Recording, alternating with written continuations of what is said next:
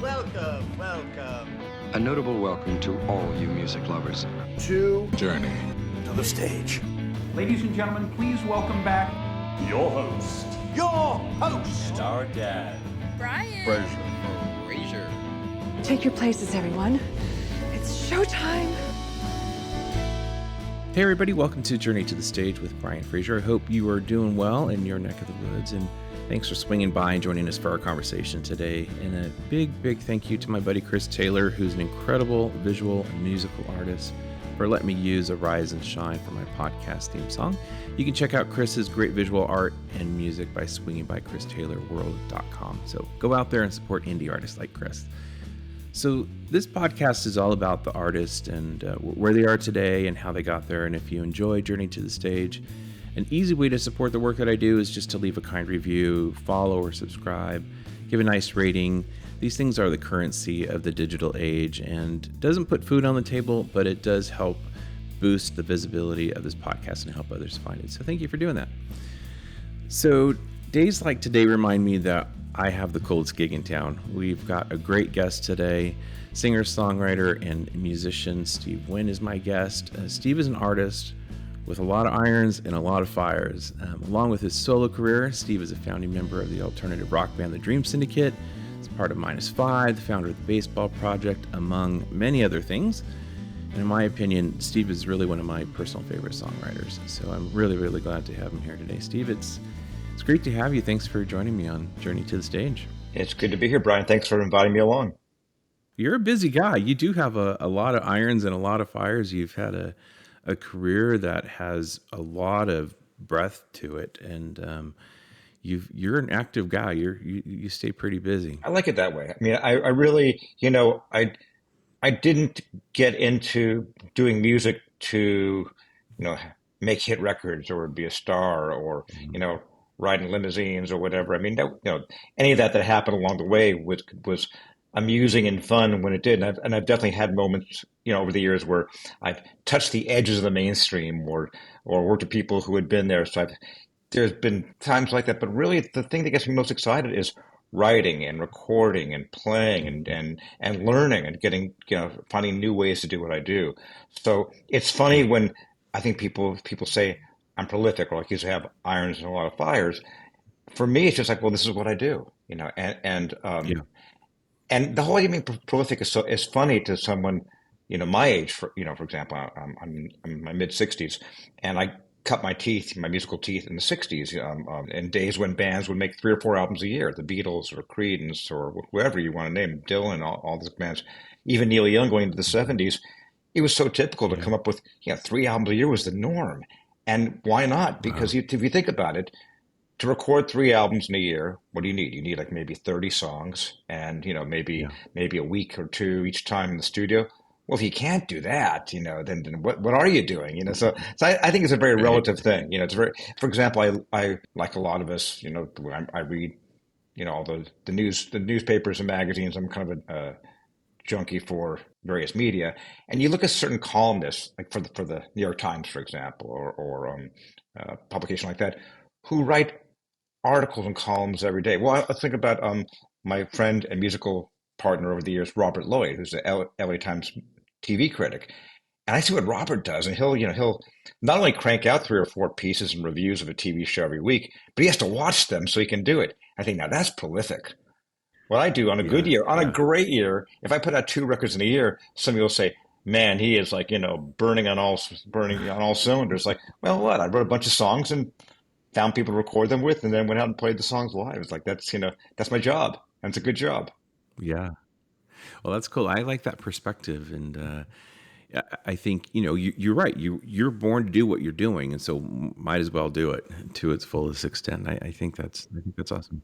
Look, everyone's situation is different. I think a lot of people who are writers dread writing. It's like, oh my God, if I don't finish this song or this whatever by tomorrow, I'm going to hate myself and be a miserable failure. But if you just enjoy doing it, and you're just, I always liked. I remember when the Coen brothers won an Oscar once, and they said, I think that their acceptance speech to the Oscars was only, "Thank you for letting us play in our sandbox." And I like that because that's kind of what it is. It is just it's fun. And on good days, I connect with myself or with people who like my music in a really good way. And on bad days, I don't. But if you have enough Yeah. days after a while, you figure the bad days can slink off and hopefully not Mhm. return too quickly.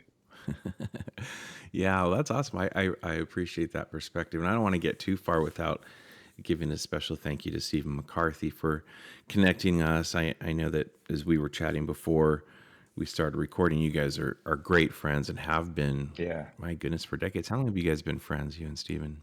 Well, we go back 40 plus years. As you and I were Wow. talking about before you pressed the record button, Stephen and I first met because I was playing in the band that became the Long Riders. I was playing in a band with Sid Griffin and the original rhythm section of that band, Barry Shank and Matt Roberts. Sid had been really kind of the leading light of the psychedelic garage scene in LA in 1980, Yeah. and that was the music I loved. And there were only a few bands doing it. It was this is before there were entire radio channels devoted to underground garage rock and stuff like that. Back then, you might find one band in a city that kept that Nuggets compilation torch alive. Sid was doing that in LA, and I was a fan. And when Sid's band that was doing that kind of music, they were called the Unclaimed. They broke up, and I guess right 81, something like that. And as a fan and as a musician who kind of wanted to get started with somebody, I approached both Sid and the lead singer of that band, a guy named Shelley Gans, who just passed away a few weeks ago. I approached them both saying, Oh, "Hey, if wow. you're doing anything new, I'd love to be a part of it." And they both said yes. Went, "Holy cow!" Sid was a songwriter, and I felt I had more of the vision. So Sid and I were playing this band together. But at the same time I was playing with this band with Sid Griffin, I was playing with a bunch of friends in the basement that became the Dream Syndicate. And I had these two bands going at the same time while holding a day job, while doing DJing in Yeah. Right. music clubs at night and things like that.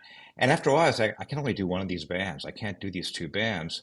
So I quit Yeah. Sid's band, much to his shock, because, wait, I thought you wanted to play with me. Now you're quitting? I'm like, yeah, I know, Sid, but I got this thing going on. I feel like it's something good that's worth following up. This band, we call Yeah. ourselves the Dream Syndicate. I don't know. I think we're pretty good. So sorry, but I got to quit. But hey, good luck. And within a few weeks, Sid, being an industrious guy, scoured the LA scene and found the perfect replacement in a guy named Stephen McCarthy. And from the first time I saw the Wow. band play, I said, "Yep, they made the right move. They were a better band without me because Stephen really fit what the band was all about." And over the years, Stephen and I have been been great friends. We're friends first and foremost, but also Mhm. we've made records together, so many over the years with Gutterball and Yeah. Danny and Dusty, and he's almost pretty Mhm. much like an extra member of the Dream Syndicate at this point. And so, yeah, that's my buddy. That is so cool. As I mentioned, I have a deep appreciation for his playing, but just when I had him on as a guest, I'm like, I just really like this guy. Yeah, He's not only talented, but he's just a good guy, and I he is. really enjoyed my chat with him. And so that's cool. So we've got lots to talk about. You guys, the Dream Syndicate has just dropped a brand new live album, and we'll talk about that. And I'm looking forward to get into that. And want to flip back a few pages, maybe in your book a little bit here. You are a native Southern Californian, as you talk about. You're in New York now, but you started. I read this that you were in your first band at 9 years old, and I think, man, what was I doing when I was 9? I think I was still playing with Legos. So, talk about kind of those early musical years, kind of what got you into that scene and got you playing guitar. I mean, love music from age of 4 or 5. Just connect with me. Strange because my family, I wasn't born into a family of musicians or even particularly big music fans. But the time I grew up was a time when the AM radio was so exciting, and I grew up. I would say I'm Yeah. kind of fortunate when I was born because I got to grow up and be initially influenced by Beatlemania and the Rolling Stones and Motown. But I Yeah. turned 17 in 1977 when punk rock hit. So I got two great musical bursts of excitement in my Hmm. life, and the first one being the thrill of 60 music not only made me want to like a lot like most people love and listen to this music, but also for some reason I had the mental wiring that made me think I want to play this music. I would see bands on TV or listen to records, and I wouldn't just think, hey, I like this music, I want to play it all the time, listen to it all the time. I would think I could do that too. So I started writing songs and started playing in bands. And yeah, like you said, when I was 9 years old, I was already playing in what my memory tells me we're pretty good bands. Now there are no existing tapes, so I'll have to, let my memory be the judge of that. But I think they were good. I think we knew what we were doing. Yeah. If we had a chance to thumb through those albums, your album collection back in those days, what are some things we might find in there that you were listening to? Well, besides like I say, the Beatles were kind of so central. They were to everybody's fandom in those days. But I think the first band I really embraced as a little kid was Creedence Clearwater Revival.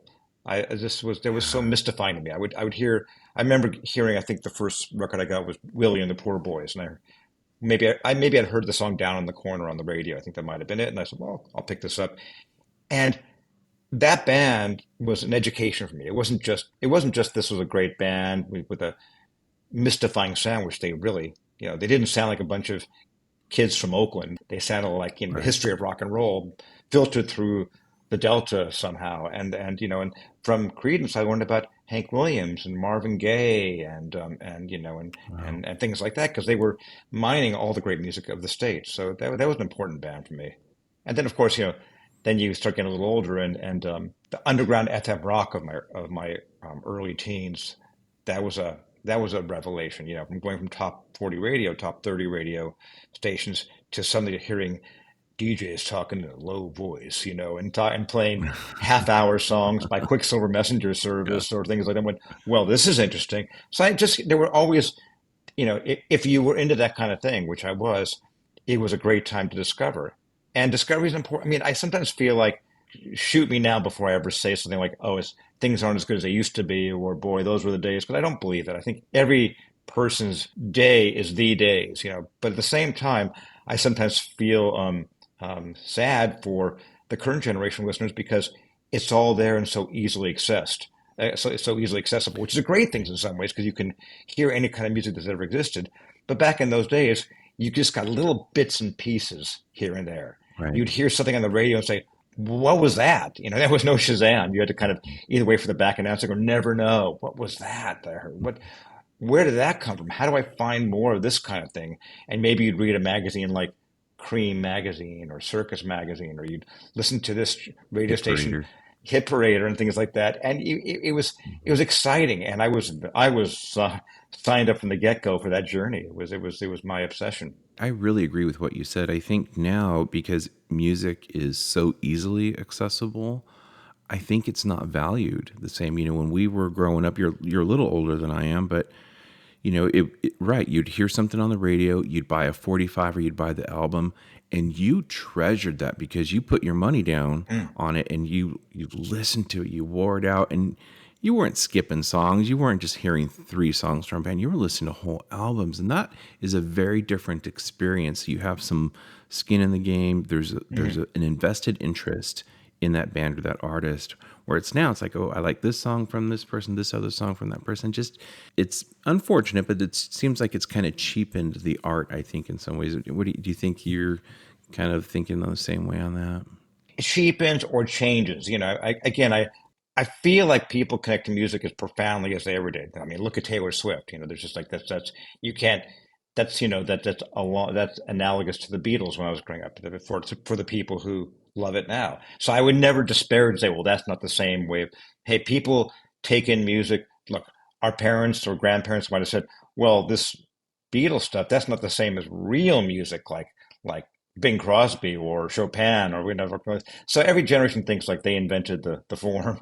But at the same time, yeah, when you talk about things like albums, you're already dating yourself, because I think that's a form that's not as important. But having said that, I often will say to people, when is the last time, I'll ask you, for example, the last time you listened to a record all the way through without doing anything else? Yeah, so I listened to the new Dream Syndicate live album, but I was preparing for our conversation. But you're right, though. To your point, when I was a kid, I would sit on my bed and put on, Zeppelin or, whoever else, Journey or whoever else I was into at the time. You're right. It's a very different experience. And the key thing being without doing anything else, because it's one thing to say, yeah, I'll put on the new, Wilco record and listen to it. But while I'm listening to it, I am checking my email now and then, and I am checking the New York Times headlines, and I am, pausing to, whatever. There's always that's the way things are. And I try these days to Well, for one thing, where I live in Queens, I live in Jackson Heights, Queens, and I have a rehearsal room 3 miles from my house. So I walk there and back regularly. And I really enjoy it because that's a time where I'll listen to music, an entire album all the way through. 3 miles is about Nice. an album for me. That's kind of a Yeah. 45-minute to 60-minute walk. So that's a record. And I'll put on something each day in it. Besides obviously making sure I don't get hit by cars while I'm walking there or making sure, that I don't get lost. It's kind of a real immersion in the record. And I like that. I guess driving would be the same thing, but I'm a New Yorker, so Right. I don't drive. Yeah, I know what you mean, and I think that really is a commentary on society. We're so distractible. We have such short attention spans, and I say this of myself as well. You're right. We're always listening, but I'm checking my phone. I'm playing a game. I'm whatever. So yeah, I could totally see what you're saying. So we miss out on kind of the experience that I had when I was a kid, when you were a kid, of sitting and listening and soaking it in and getting every nuance of the riff or the vocal delivery or what's going on in the rhythm section. Sure. You're right; it is a very different experience. Now, I'll be my own devil's advocate and say one advantage right now for a young person coming along, and I think this is kind of how music has evolved, is that it's easier and more encouraged to be the star yourself with things like with home recording, GarageBand, Right. and TikTok and all these things where you can be the star. You don't need to wait for somebody else to be Hmm. your star. You can do it yourself, and that's exciting. That's exciting in the same way. Look, this is the ultimate DIY. We thought we were being bold and pioneering in '77 when we put out singles independently. Well, now singles, what you can write an entire album, record it, and have it out that night. And somebody's, it's so there's it just things change, and it's important to be open to things. But I will say, going back to where we started, I feel lucky that like you were saying about yourself, that I had a chance to seek and be curious about and devour each musical signpost along the way, like it was, manna from heaven. Like it was like that is all Yeah. you're going to get this week. That's your one record, Right. maybe for the month. So you better just know everything about it. And Yep. I did. We did. I agree. That's a great point. So 1981-ish, you put the Dream Syndicate together, and you were just a young buck. You're 20, 21 years old.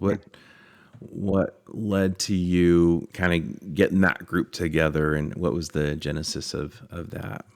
I had played in bands for a long time. I'd been in kind of in particular right before that, a new wave band playing kind of power pop, new wave stuff in Northern California. I was going to college at UC Davis, and that band actually Oh, had, besides myself, the singer of that band was Kendra Smith, who went on to become the bass player in the Dream Syndicate. And that band was your typical first band, first real, you know, actively performing band where you're happy to get a fourth on a bill on a Tuesday night at some little punk rock club, and we would do things like that. right. So we were, way, way, way, way below the radar, but having fun. By the time 81 came around, I'm 21. I'm thinking like, okay, I still love music, but it's time to, I guess, get on with life and figure out what the hell I'm going to do and to put food on the table and, live my life for the next 70 years or whatever I'm planning to do. And it wasn't going to be music, for God's sake, because that's not a thing one does for a vocation. That's something you do when have a weekend free. But around that time, I started playing in the basement with my old friend Kendra from my band, and then a guy named Carl Prakota, who I'd met through an ad in the Recycler, a local advertising rag where you would meet, Hmm. where you could buy cars or guitars or meet Yeah, musicians. I remember the Yeah, yeah. recycler. So Yeah. Carl and I went through that, and all of a sudden, I'm in the basement of my dad's house, spending a lot of time with Kendra and Carl, and playing this music that was like not just fun, but everything I'd wanted to hear. We were playing this kind of thing that was, all the things we would get compared to. The Velvet Underground, The Fall, Bob Dylan, Neil Young, Quicksilver Messenger Service, Black Flag. We were putting all these things we loved into a blender in a way that other people weren't doing it at the time. And Yeah. we all Right. kind of thought, well, I don't know who this music is for, but we sure like it. And we're all pretty savvy music fans who have pretty snobby opinions about what's good and what's bad. Believe me, we most certainly did. And somehow we think this is really good. And we don't think we're being delusional here. There's something going on here. We eventually roped in a drummer, Dennis Duck, who had been playing in a pretty popular LA new wave band called the Human Hands. And he was pretty well known on the scene. And he heard what we were doing and said, I want to be part of this, which gave us instant credibility and also ability to get shows and get gigs. Had it not been for Dennis, we probably would have stayed in the basement. But suddenly being with Dennis, a guy who had ins with the Whiskey A Go-Go, with the Roxy, with clubs around town, with music fans, with the cool factor in town, we got a chance to do our thing in front of people, and it just clicked immediately. Our main reason for wanting to be a band, besides just to have fun and jam around, was, well, we're not hearing this music anywhere else, and we like it, so we'll play it. And we're inspired amateurs. We're not, the best at what we do, but we have a good filter for what's good and what's not good, or so we thought. And we had that confidence and, like I say, arrogance to believe that. And as it turns out, I think that if you believe in something enough, if you honestly believe in something enough that can feel like you have faith in it, odds are there are other people around who will feel the same way. And there were, quickly. Yeah, and you're right. And it's interesting because that is, particularly those early days, it's such a unique combination of sounds. And you're right, nobody else was doing what you guys were doing. I mean, you had such a unique blend of things. You had the drive and the moxie from the punk scene, and still melodic and raw, and it was, you guys were very, very powerful and really helped to forge what we come to know as alternative rock, and really helped to springboard, I think, a lot of different styles. And it's got to be kind of gratifying for you to be able to look back at that and say, man, we were just kids making some music, but in hindsight, we really were a linchpin for a lot of things to come for a lot of other bands. That's got to be kind of cool to be able to look back on. It is. I think what you're saying is true. With all modesty, I think we were at that point of time between the punk rock era and the post-punk era and the indie rock thing that followed. We just sort of were one of several bands at the time, big bands like REM and maybe the Replacements, but also smaller ones of our ilk, be they Green on Red or the DBs or the Bongos, whatever, bands that kind of kept that thing alive until it gradually got more accepted. It was an exciting time. I think maybe had we come along 10 years later, possibly we would have been part of a bigger movement in some ways. But because we came along, we did, we had the excitement of doing something that we were all inventing at the time. I mean, you talk to any of those bands from that period, and being in the baseball project with Peter Buck and Mike Mills, we always talk about those days, how you just would, you call up a club in, Wichita, Kansas, or, some other small town along the way, Des Moines, Iowa, whatever it was, and say, okay, we're coming through on Tuesday. Can we play your club? Sure. I mean, it was, there was just no roadmaps. And maybe you get a gig and they would bill it as new wave night, when you were not new wave at all. But it was kind of just like, figure it out as you go along. No one's done this before. Yeah, right. And in exactly this way. Even if you look at, for example, things like punk rock 5 years before, or even things like the Stooges and the MC5 10 years before, they were all on major labels. Right. They all had actually, despite being pretty uncompromising music in their time and great music, they were already having to work their way into machinery to exist. This early 80s generation of bands were the first to say, you know what, we don't need the machine, the firepower. We'll figure it out. And again, like I said earlier, we were all lucky to find out, everywhere we go, there are other music snobs with good record collections that also want to hear this. And I think that's kind of what distinguished this period of music in a way, is because even though we were all, I think, to different degrees, real musicians, talented to some extent, we knew how to play our instruments. And even though we, whatever else, I think what marks all the bands I'm talking about from that era is that we were music fans first. It's no surprise that almost all the members of the Dream Syndicate and all the members of the Baseball Project, for example, my other band, we all worked in record stores. Because what do? You're young and unemployable. Peter Buck, Scott McCoy, Linda Pittman, Jason Victor, me, Dennis Duck, Kendra Smith, all record store employees. And we all were, that's where we all were coming from. We were all we love music so much. We want to be around it all the time. And, if we form a band, that band's going to reflect how much we love music and want to be around all the time. And that's it's not enough to be your own record collection, but it's a good catalyst to get started. Well, absolutely. And so, with that experience, I'm so curious. Like, what did you find while you were there? Because I mean, you're literally walking into a cave of gems, and I would imagine that probably turned you on to some new things. Like, oh, who are these guys? Let me check this out. What are some things that you discovered through your time in those records in your work at a record store? Well, so much, obviously, everything I love. I mean, I I was a DJ to a college DJ and also club DJ, so I'd always be finding things Oh, wow. Okay. through all of that. There was every job I've ever had practically has been involved with music somehow. So there were always things coming along. One real big discovery period for me was right when the Dream Syndicate was starting. I was working at a record store called Rhino Records, kind of a famous LA store, Oh, yeah. and I worked there for a couple of years. And unlike previous record stores I'd worked in, which were mostly rock and roll stores, Rhino was Mhm. very eclectic, and we had the reggae guy there, we had the roots guy, we had the jazz guy, and all these people who were Yeah. experts in their field. And for me, I was the indie rock, punk rock guy. Mhm. I was ordering the 12 inches from England and the records on SST and things like that. So that was my specialty. I was surrounded by people who got me into all these other kinds of music, including my partner on the day shift at the store was Nels Klein, who's now the guitarist for Wilco.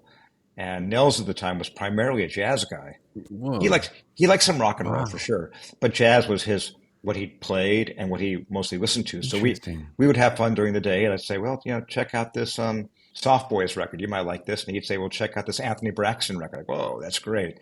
So I guess being around Wow. that kind of a crowd was, and being a sponge for everything that came my direction was Yeah. served me well. Well, and I think that's pretty fascinating because you can hear in anything you've made lots of different influences. So it's not a surprise to me that you've got all these different colors to paint with that you've been accumulating for a long time. And it helps you make something that is more colorful today because you've got all these different things you can draw from. So that's no surprise to me. Yeah. But that's neat to know that that's the impetus of that, your work in that store and having a buddy that you can recommend and get recommendations from. I think that's incredible. It served you well. The thing is, you can love something, but maybe not be able to play it. I mean, it's funny Right. for all the connection I've had over the years to the roots scene. I'm not that much of of course, I like country and blues. Like, there's plenty of great stuff. Mhm. But Sure. most of my music love has always been soul, R&B, funk, jazz, a lot of forms of music that I never even would presume to be able to play. Maybe they would filter into some way here and there, but not. I'm not gonna say, hey, just because I love P-Funk, I can go and make a P-Funk record. Having said that, I made a record about 3 years ago with the Dream Syndicate called The Universe Inside. It came out in 2020. It's a double album, very 5 songs. The shortest one was 7 minutes long. It was a very free form record. It's probably my favorite record I've ever, one of the 3 favorite records I've ever made. I love that record. And that record, a lot of people heard it, and it was kind of a mix of free jazz and krautrock and groove music, in a way that I'd never done before. And people heard that and said, well, this is a surprise. I didn't know you had that kind of a record in you. And I said, well, it wouldn't be a surprise if you saw my record collection. It's just the first time I kind of dared to take on some of the music I thought that I couldn't Yeah. do before, and went, oh, I can. Who knew? Well, yeah. I mean, even the opening track to that, the regulator, that was something like I had not heard somebody do before. And we'll talk about the song a little bit later because I think it really is really indicative of all of these different pieces that you're pulling together. I love that album, and particularly I love that song. It's not really a song; there are no lyrics to it. It's a piece. Um, it's great. I think it's a lot of fun to listen to, and I think that album is so unique. It's so unique, and there's a lot that I love about that, and I think it's a great opening track too. 20 minutes long, and it's over 20 minutes long. I think you can hear the elements of jazz though, and you can hear a little bit of that funk, particularly in the bass line that it's Hmm. got a driving steady beat to it, and you bring in some saxophone at the end, and yeah, it does have that krautrock feel, particularly in the opening segment of that. So yeah, you can feel all these threads kind of being woven together, particularly in that piece. Yeah, I'm, It's a lot I'm of glad you fun. like it. I'm really proud of that record. And Stephen McCarthy, of course, plays on that record, plays sitar Yeah. and guitar on that record. I mean, that's the change that happens over the years, where that's a record I would have devoured when I was 22. I would have listened to that record all the time if it existed. I wouldn't have ever presumed to play it back then because, oh my God, how would I even start? But now, after 40 years, we learn a few tricks and think, okay, I can do that. That's great. One of the many things I appreciate about that is it's not quote unquote conventional. That would drive an A&R guy crazy. Well, what are you doing? Where's the cohesiveness and the rest of your catalog? But who cares? And people, bands, artists typically pick the most, I don't know, catchy tune to open an album, kind of draw people in, the greatest hook of the album. And this was a single. This was actually 20 minutes long. That's one of the things I have found to be very special about the way you write is you are at a place where you're like, I'm going to make what I like. I don't care about all these other, what is typical, what's accepted, you're making music that you like. And I think that you're being true to yourself. And I think that has really been one of the strong suits that we've seen really through your career. You're making music that you want to make, not what you think other people want you to make. I find that to be rather refreshing. I mean, why not if you can? It's you say that, and it is. I guess it is refreshing for me for sure that I get to do that. But the fact that I can, I mean, is great. I'm very fortunate in that I can, I don't want to make something that's terrible and unlistenable, but unlistenable is, in the ear of the beholder, and I can do whatever I want and put it out, and somebody's going to like it, and as long as I like it, Right. Somebody else probably will too. It's a nice, luxurious position to be in. And I think that, it's always funny, for example, and I would never doubt the motivation of another musician because who knows what lies behind it. But I look at the last Rolling Stones record, Hackney Diamonds they put out, which actually I thought was an okay record. But it's obviously, it feels like, and again, I could be corrected by the band themselves, but it feels like they wanted to make their bid to be back on top of the charts. They wanted to make, come on, we're Rolling Stones and we can make hit records. So here is our hit record, and all power to them. There could be a million different motivations there, but let's assume for a second that's the record they would want to make more than any record in their lives. All power to them. Mm-hmm. But the motivation after a certain point is we're going to get back on top of the charts. I don't know. That's good for some people. It's not for me. Right.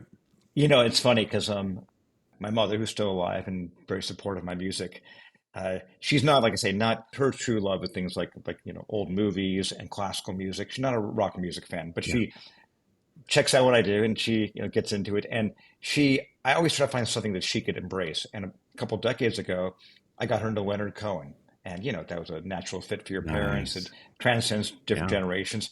And she loved the story of well, look at this guy. He shot into the stratosphere in the 70s. He was always popular, but somehow became arena popular in the last 10 years of his life. She says, I think that could happen to you. And I said, look, first of all, if it does, that's the fluke of flukes that happened to Leonard Cohen.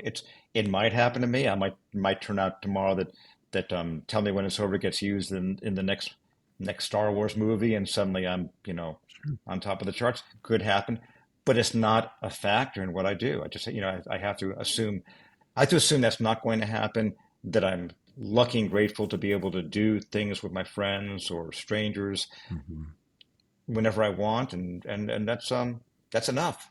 That's enough. That's all I need. And if I make a record like The Universe Inside, where I sit back and say, well, I'm really proud of that. I didn't know I could do that. And someone like you comes along and says, I liked it too. I think, okay, that was a year well spent.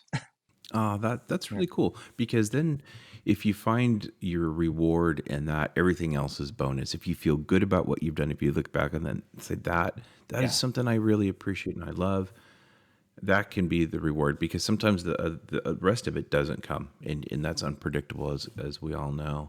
And they're disappointed and bitter, and that's a horrible thing to be.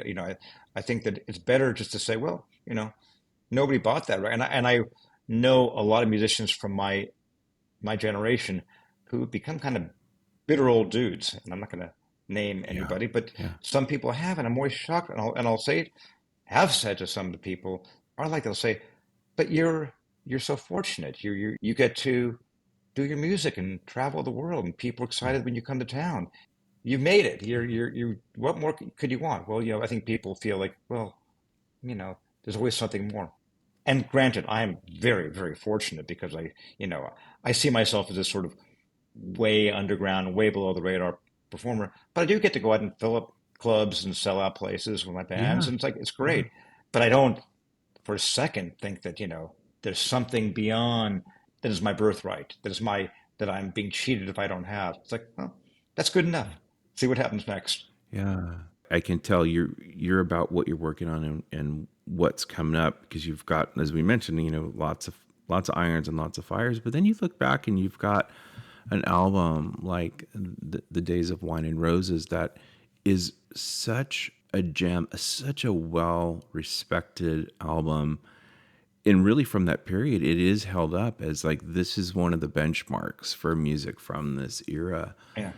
From what we now know as the Paisley Underground, which was a term I learned when I was prepping for my interview with Stephen. I'm like, what is that? But I guess it's to describe the sound that you guys are making in that album in particular.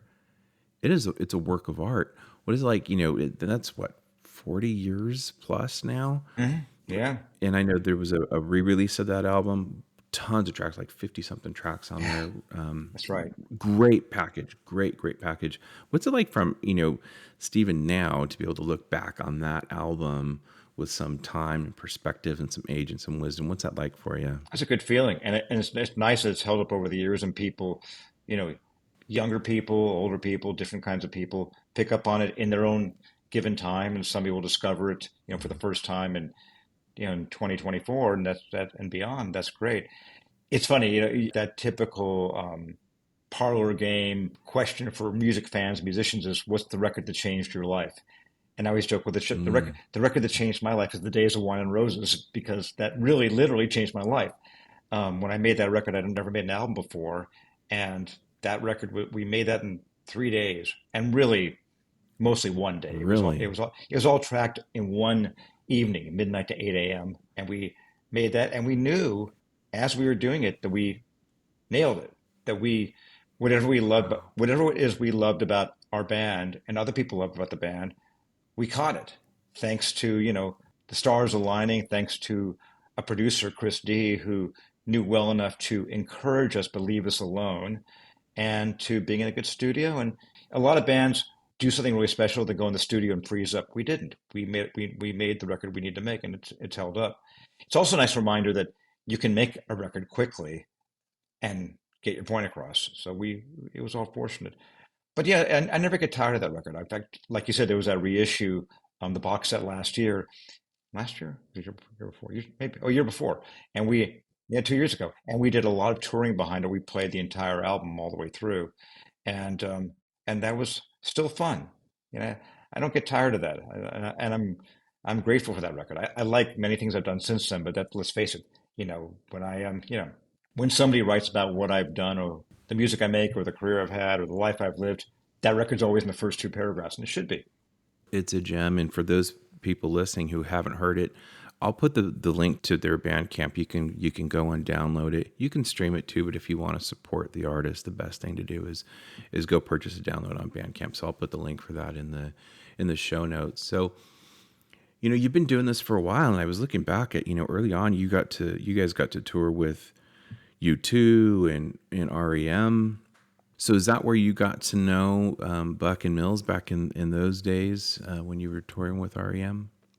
Yeah, I met Mike on the tour. I knew Peter a little bit before that. We met the year before, Okay. and yes, didn't know Michael or Bill before the tour, but Peter I'd already known, and we hit it off from the start. We were kind of kindred spirits from the get-go, and still are. Yeah.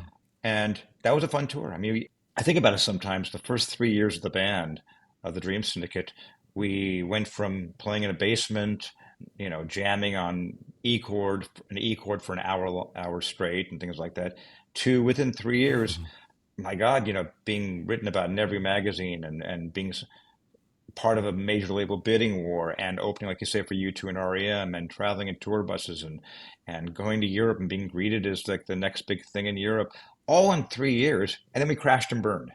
And in some ways, I feel like those 3 years are almost fiction to me. I was like, did that really happen? Because it's such a remarkable, it's everything, it was a rise and fall of pretty wild proportions. And then after that, since that little period by the time I turned 25, since that point, I've just been working. I just work, and I just kind of, it's become, that was fantasy land. And since that time, it's been my job, and very different things. But there have been a lot of thrills along the way. And those two tours were among them. Much like though, and we all had this in our lives, and most people, who did something, whether it was, starting a corporation or fighting in a war or hitchhiking across the country, whatever it is, a lot of times the things you do when you're that young, you don't fully appreciate. You just think, well, this is the way life is. Right. Yeah, sure, I'm playing in front of U2, and Bono's coming backstage to tell us he liked the set and things like that. But hey, I'm 23 and I'm hot shit. This is how life goes. And I think that it was fun, but not as tangible in some ways as it would be now. Well, that makes sense. I think that's true. I see that in my own life, in different areas. Yeah, when we don't appreciate fully what we have, and until we have some perspective. I was kind of late to the Dream Syndicate party. I honestly didn't find you guys, and I don't even remember how I came across Dream Syndicate, but it was when How Did I Find Myself Here came out. Wow. So you guys already had formed, broken up, taken lots of time off, and then I find you guys, and as soon as I heard Filter Me Through You, I'm like, what is this? These guys are incredible. And then I went backwards in your catalog. So I came to the band really in a very, very different way, but I was instantly hooked. And to this day, I think because that's the first album of yours I heard, it's my favorite in your whole catalog. I love it. But then I stayed with you guys through all of your albums, and there aren't a lot of bands that I look at their whole catalog and say, man, I love every single one of these albums, but it is definitely true of the Dream Syndicate. Thank you. It's such a great catalog, and I hope more and more people continue to find your music like I did. And so you talked about kind of where you guys ended. You recorded 4 albums. 1989 comes around, and you guys, as you mentioned, crashed and burned. And one thing I've learned from talking with artists who come from the band context, it is hard to keep a band together, whether it's, Soul Asylum or Total Wet Sprocket, these other artists I've had a chance to talk to, or even Stephen McCarthy, right? I mean, with the Long Ryders, it's tough to keep a group of musicians together, as you well know. For you guys, what led up to you guys saying, you know what, I think we need to call it a day here. How'd you guys arrive there? Well, we did it twice. We broke up at the end of '84 at that crash and burn period I talked about, where it just was so, I don't know, at that point, it felt miserable and acrimonious and just, I don't know, it seemed like it was time to hang it up. We reunited very soon after that. That's a whole other story.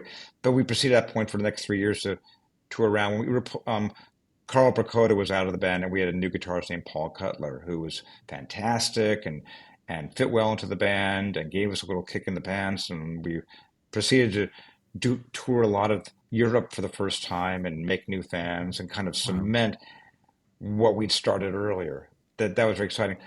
When that lineup finally broke up 3 years later, I was 28.